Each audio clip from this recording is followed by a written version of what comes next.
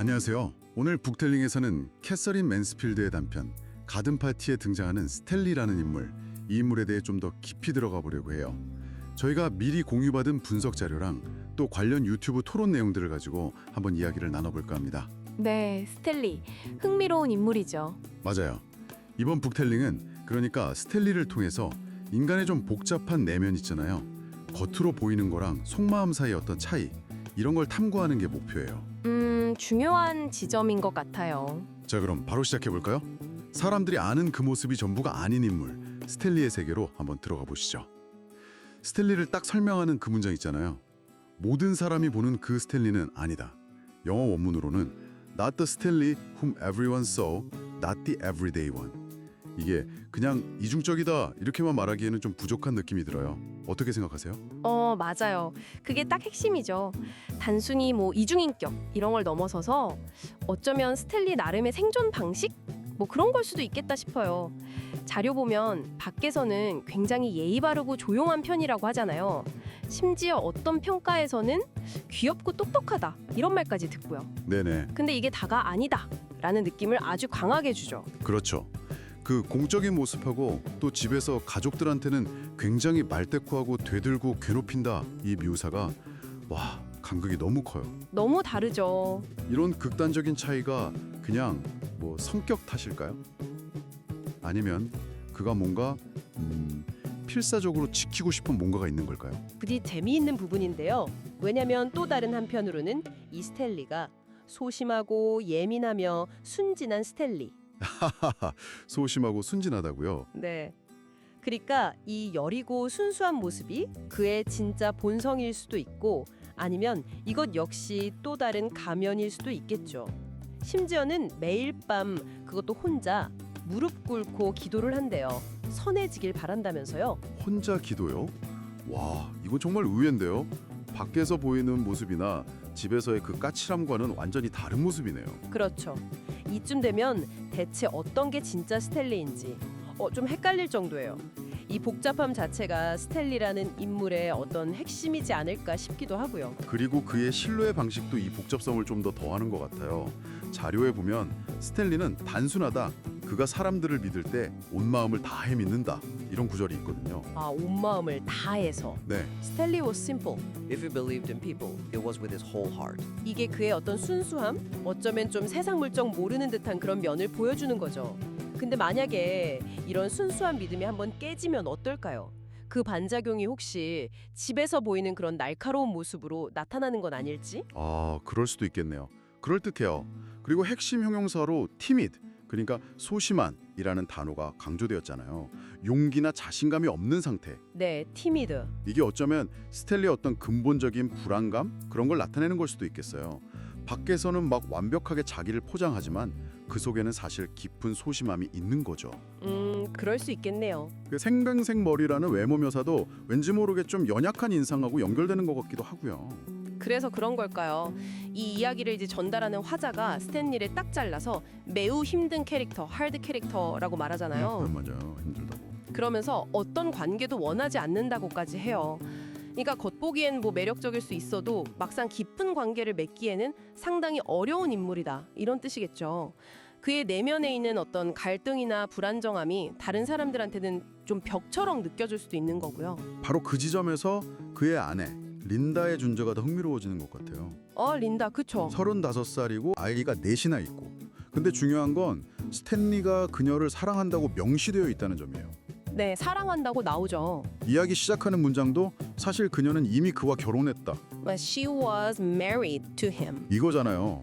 이게 그냥 단순 정보 전달 이상으로 다가오더라고요. 이 힘든 인물과의 관계는 과연 어떤 모습일까? 그의 사랑은 또 어떤 식으로 표현될까? 이런 게 궁금해지는 거죠. 네, 맞아요.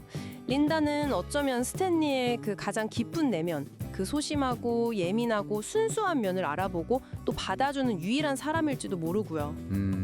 혹은 반대로 그의 그 복잡함 속에서 같이 힘들어하고 있을 수도 있죠. 그 관계 맺기의 어려움이 가정 안에서는 또 어떻게 나타날지, 그 사랑이라는 감정마저도 어떤 복잡한 양상을 띨지 참 생각할 거리를 많이 던져주는 것 같아요. 네. 오늘 저희는 스탠리라는 한 인물을 통해서 정말 한 사람 안에 얼마나 다양한 모습이 같이 있을 수 있는지 본 것 같아요. 겉모습과 속마음의 차이, 이중적인 면과 또 숨겨진 순수함, 관계 맺기 어려움까지. 정말 간단치 않은 인물이네요. 핵심은 그거죠. Not the everyday one. 우리가 매일 보는 그 모습이 그 사람의 전부가 아닐 수 있다는 거. 스탠리는 우리한테 그런 걸 보여주는 것 같아요. 타인을 안다고 생각하는 게 얼마나 좀 섣부른 판단일 수 있는지, 또 인간관계라는 게 얼마나 미묘하고 복잡한지 다시 한번 생각하게 만들죠. 자, 이제 마지막으로 당신에게 한번 질문을 던져보고 싶네요. 혹시 당신 주변에도 겉으로 보이는 모습과 다른 내면을 가진 사람이 있나요? 아니면 당신 자신의 모습은 또 어떤가요? 우리가 남들에게 보여주는 모습, 혹은 타인에게서 보는 모습 너머에 또 어떤 이야기가 숨겨져 있을까요? 스탠리처럼 어쩌면 우리 모두는 매일 보는 그 모습, 그 이상의 존재일지도 모르겠습니다. 한 번쯤 곱씹어 볼 만한 질문인 것 같습니다.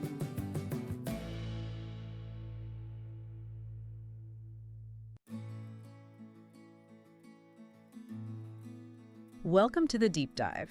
This is where we dig into some really compelling ideas from, well, all sorts of sources and bring the key insights straight to you. Today, we're stepping into the world of Catherine Mansfield. We've got some fascinating excerpts from her short story, The Garden Party. A classic. It really is. And we're also drawing on a rather insightful YouTube analysis to help us unpack things a bit further. Good stuff. Our mission today is, well, it's quite focused. We're going to look closely at this character, Stanley. He's really intriguing. Right. And through him, we'll explore some pretty profound themes, I think.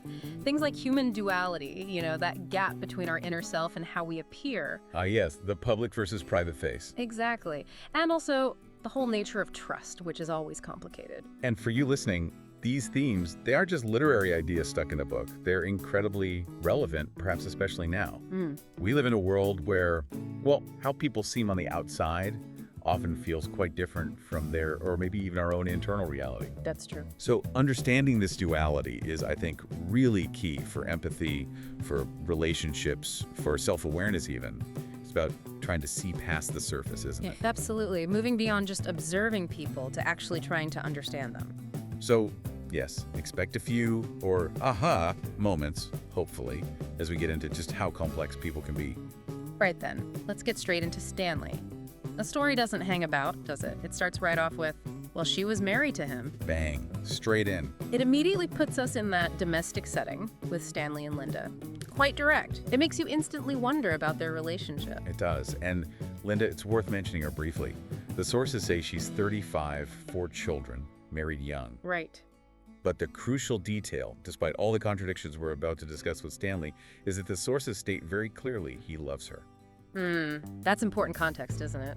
Amidst the complexity, there's this stated affection. How does that square with everything else? Exactly. That's the question. So we have this baseline.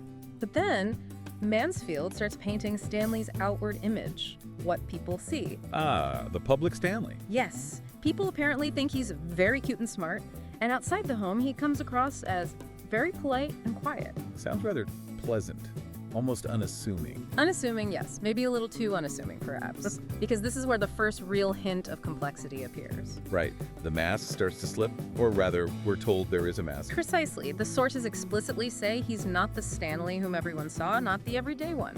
That's quite a statement. It immediately signals, doesn't it, that this polite exterior isn't the whole story. It makes you lean in. It really does. And then comes the contrast, and it's quite stark. This polite, quiet man. At home, the sources tell us he's very argumentative, defiant, and bothersome tormenting. Wow. That's quite a shift, from polite and quiet to tormenting. It is a shock, isn't it? It really highlights that gap between the social mask and the private self. We see it all the time. Perhaps not this extreme, but the principle holds. The face we show the world isn't always the one we show those closest to us. Stanley's just a very vivid example. he really forces you to consider how little you might know someone just from their public behavior. Indeed. It suggests a fundamental split, almost. And what's really compelling, and maybe a bit sad, is what the sources reveal about his inner world. Ah, yes. Behind the difficult behavior. Behind that argumentative, bothersome exterior, he's described as a timid, sensitive, innocent Stanley. Timid, sensitive, innocent. That's quite the paradox, isn't it? The difficult man is underneath rather vulnerable. It suggests the exterior might be a defense mechanism, perhaps, protecting that timid core. That makes sense. And there's another layer, even more surprising perhaps, a detail about his private life. Stanley knelt down every night to say his prayers and longed to be good. Really? Every night? That's profound. It is, isn't it? A nightly ritual. It shows this deeply devout side, this real aspiration towards goodness. It seems almost completely at odds with the bothersome Stanley at home. It suggests a huge internal struggle, wanting to be good, but somehow acting out differently. Maybe the prayers are part of that struggle. Could be. A plea for control, maybe.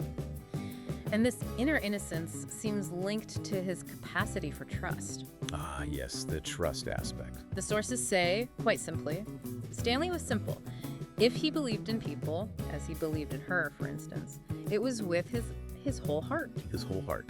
That's quite absolute, isn't it? Almost childlike. It feels very pure, yes, a sign of that underlying innocence, even with all the difficult traits. It's not a cautious trust, it's all in. Which also means, I suppose, that disappointment or betrayal would hit him incredibly hard, because he invests everything. Absolutely. And even the quick physical description adds to the contradiction. He's a timid and innocent man with ginger hair. Red hair. Which sometimes carries connotations of a fiery temper, but here it's immediately paired with timid and innocent. Another little signal that nothing is quite straightforward with Stanley.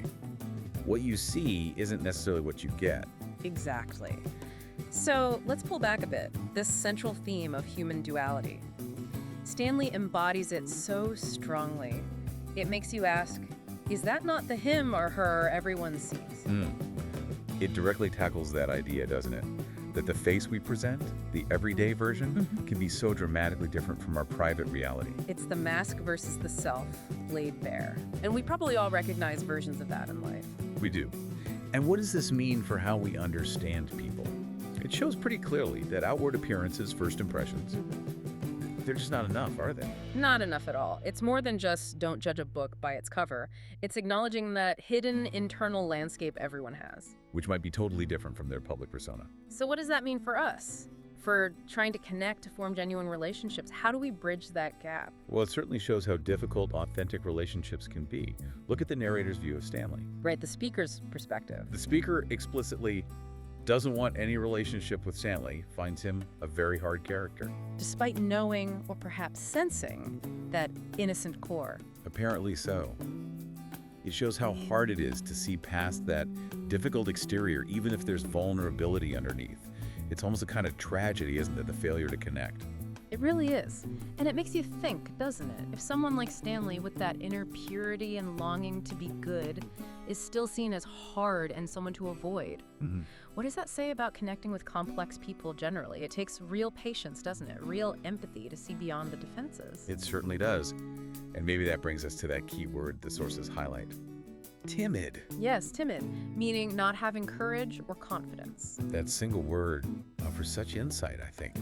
It suggests his difficult behavior might not be malice, but insecurity. A lack of confidence manifesting as defiance or argumentativeness. That's a powerful thought, the challenging exterior as a shield for a fragile interior. Yes.